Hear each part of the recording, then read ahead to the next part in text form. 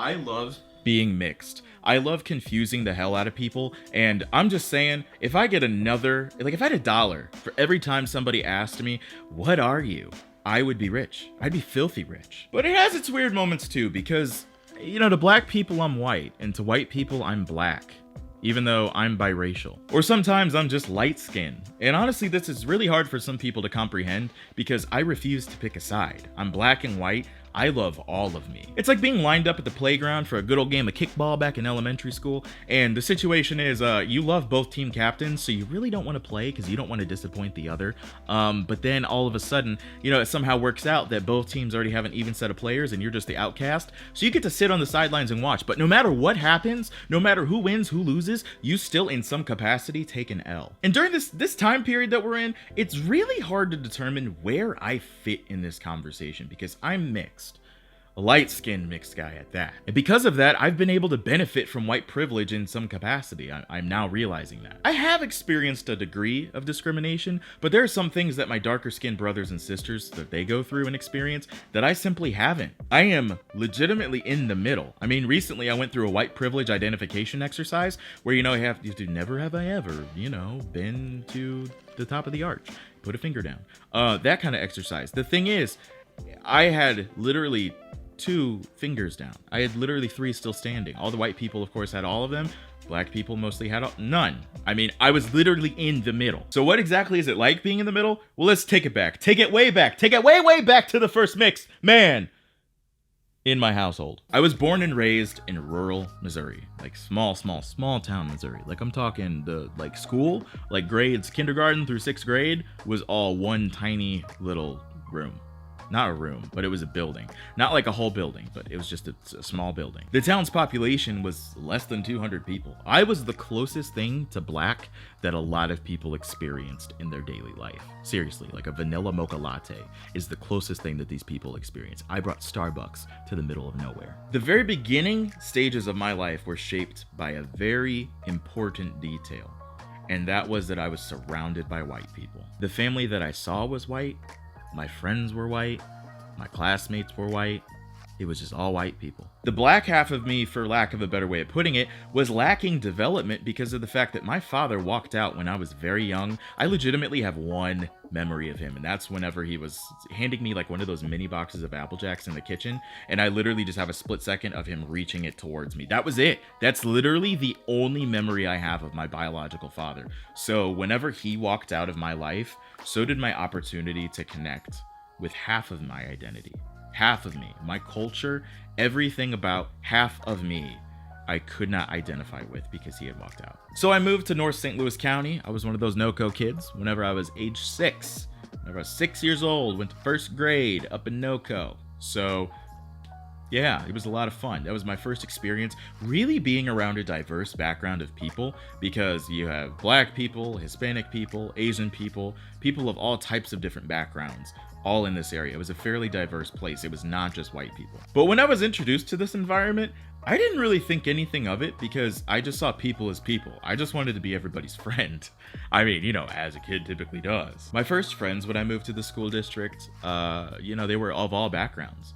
But specifically one group of people really stuck out to me, and that was black people. But the reasoning for that is because I had lacked education and experiences connecting with my culture, my identity, and I wanted to know more about myself. I wanted to know more about who I am and what makes half of me special, because I knew about one half, but I didn't know about the other. But essentially all my dad did was he put a drop of chocolate in the vanilla mix, and that was his contribution. He didn't educate me. He didn't tell me anything about my culture. He just dropped a little bit of swirl, and now here we are with a caramel macchiato. But I wanted to know more, and I gained insight on connecting with half of me by hanging out with more and more of my black friends. Knowingly or unknowingly, just hanging out with them and having conversations and experiencing things with them, it really helped me connect with half of myself and really helped me feel more complete. And this isn't a knock on my mom's side of the family. It's just, at the end of the day, they cannot simply provide me with an experience of connecting with my black culture because they're all white.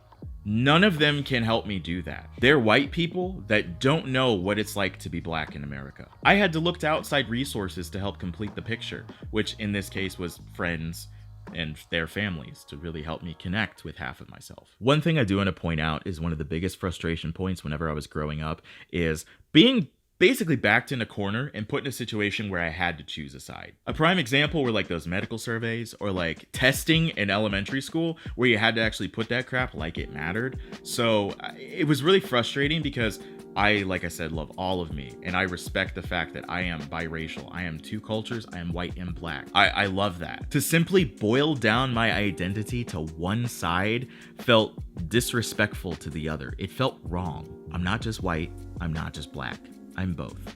And it felt weird because as a kid, if I really genuinely had to choose a side and there was no other option, oftentimes I would just put white because it felt like imposter syndrome trying to say that I'm black because I could not connect with that side of myself.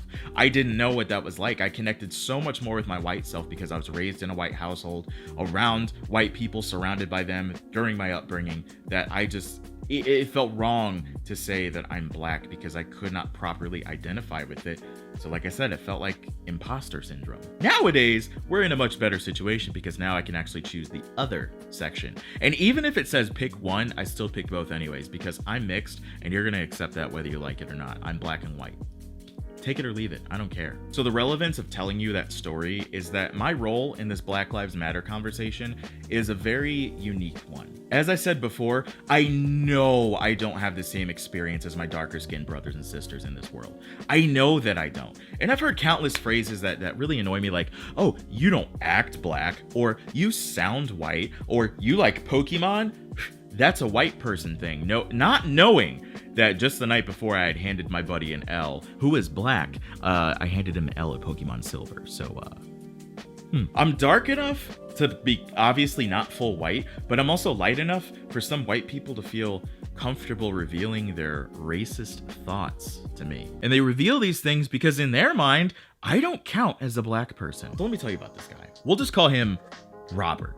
So in college, I lived above two girls and a guy, and the guy was a black guy. We'll just call him Charles. We'll call him Charles for lack of a better name. So one day I was outside hanging out with a few of my friends, and one of the girls downstairs, her sisters and her boyfriend were waiting outside, and we were just having a conversation, just casual talk. It's whatever. And this is in rural Missouri, mind you. So then out of nowhere, this guy says, "You know what, Dante?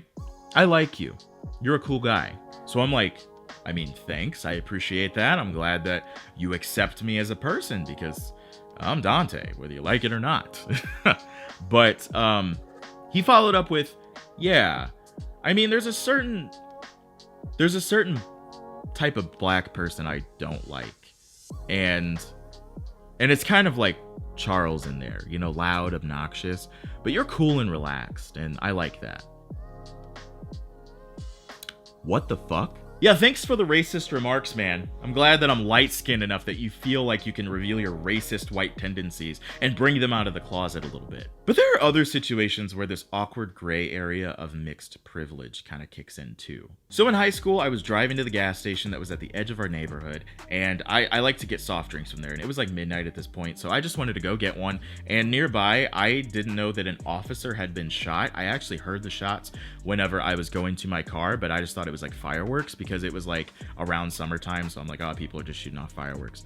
No, a cop got shot. So what happened, I get to the gas station. By the time I get back, my neighborhood's on lockdown. So these intersections, they have cops lined up at every single intersection. So I try driving home from the gas station and I get stopped at each one. So the first one I go through, first officer, he checks my ID, searches my car, and he's like, go ahead and go through. And mind you that all of these intersections are within sight of each other. So all of these cops can see me being stopped at each one. So the second one, he looks at my ID and he like looks through my car, but he says, yeah, I'm gonna need you to turn around.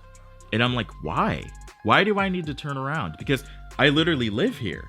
And he says, I don't know, just go. But thankfully, I knew somebody that lived on that street in that little section. So I just called her up and I said, hey, can I just hang out with you for a little bit and it's chill because I'm not allowed to go home.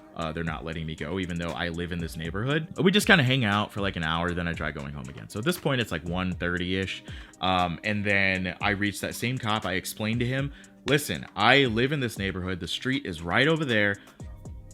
Can I please go home? So then he lets me through. Third officer, he checks my ID, looks at my car, all set to go. Before I even get to the fourth one, there's a SWAT officer there, and he's pointing this rifle at me, which looked like an M16. I don't freaking know. I don't freaking care. The fact is, a rifle was being pointed at me, and he's screaming, "What the fuck are you doing out here?" And in this moment, like, reflecting back on that, it really tears me up on the inside, because I know deep down that the lighter color of my skin could have possibly had an impact on the outcome of that situation. It very well could have. There's no telling. And if it was one of my darker skinned brothers or sisters, I really don't know how that situation would have ended up. Or if I was darker skinned. I don't know. I don't know. I really genuinely do not know. And it really tears me up. And one of the things that made me realize that I have this mixed privilege, this awkward term that I'm throwing out, is that even as he had that rifle pointed at me, not once did it cross my mind that he was actually going to pull that trigger and light me up. Not once. But if I was darker skinned, or if it would have been someone else in my position, I cannot say with confidence that that wouldn't have happened. I can't say that he would have just totally reacted the same way. I don't know. The reason I bring up these examples is because I've been doing a lot of soul searching, and I've been doing a lot of educating and just reflecting on my past experiences, because it shows that I too have a lot to learn. And I have a lot to learn about both my black half and my white half. In a revolutionary conversation, the biggest civil rights movement in our history, while we're talking about it, I'm doing both. I'm participating and I'm listening, because I identify with both sides here. And to understand everything that's going on, I mean, that takes time. It really does help being able to understand both sides right out of the gate. Like, for my fellow black people, I understand the tiredness, I understand the frustration, and I understand just, it gets old repeating that Black Lives Matter, Black Lives Matter, Black Lives Matter. They matter just as much as any other, but it seems time and time again that that's not the case. And my fellow white people, I understand that a lot has been sprung onto you in a very brief time period. I understand. You're probably not conditioned to be combating racism and try to really establish your value as a person on a daily basis. I get it. It can be exhausting and a lot to process on both sides. That's why I am especially tired right now. Not to mention, I'm also just an empathetic person. So just seeing what everyone else is going through, it really does weigh a lot on me. I am a firm believer that we can make changes, and I'm a firm believer that there are good ways to go about it. I mean, Black Lives Matter. They matter just as much as anyone else's. And white people, you guys play an important role in this conversation, because we need you to take action. We need you to listen. We need you to understand what's going on. And we understand that you're not ever going to completely understand, but it's literally just the fact that Black Lives matter just as much as anyone else's. That's it. And at the same time, we also have to understand that unlearning certain behaviors and also just educating yourself and forming habits, they can take time. They can take time, because there are things that you might not have even thought of, because you just don't even think about it. It's not like you consciously think, oh, I'm a white person, or oh, I'm a mixed person, oh, I'm black. It's like most of the time you don't consciously think about that. So it takes time for all of us to unlearn behaviors and really just process this whole thing. At the same time, we have to understand that unlearning behaviors and understanding this is not going to happen overnight. I mean, in a perfect world, this would be done like years ago, and we'd all be having a cookout right now, and we'd all be enjoying each other's company. In a perfect world, that'd be great. I mean, I would have loved if that would have been established years ago, whenever the initial cause had come up, and everyone fought for it, and this would have ended. I really wish that would have been the case, but that's not the case. So here we are. So with that said, we can't shame people or go after people for not acting or learning fast enough according to the timelines that we have set in our heads. You ruin people's willingness to help by attacking them for it. I mean, let's not go after people, because we have to understand that, empathy is key here. We have to understand both sides of the story, and that's not going to happen overnight, because, the timeline that we have established in our heads is not exactly the standard for how long this is going to take. This is going to be something that's not going to just go away in a couple weeks. This is going to be an ongoing conversation just for the foreseeable future. I don't even know a timeline.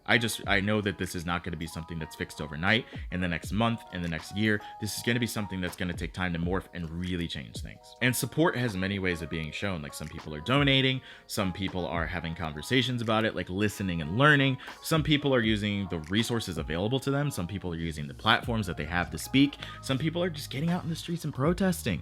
I mean, support has so many different ways of showing itself. I'm sure there are people out there doing multiple things things too, because for example, I'm going to be donating my YouTube revenue from like June 1st to probably the end of June. I haven't decided yet, but I'm going to be donating that to Black Lives Matter. And I'm also participating in the conversation as well.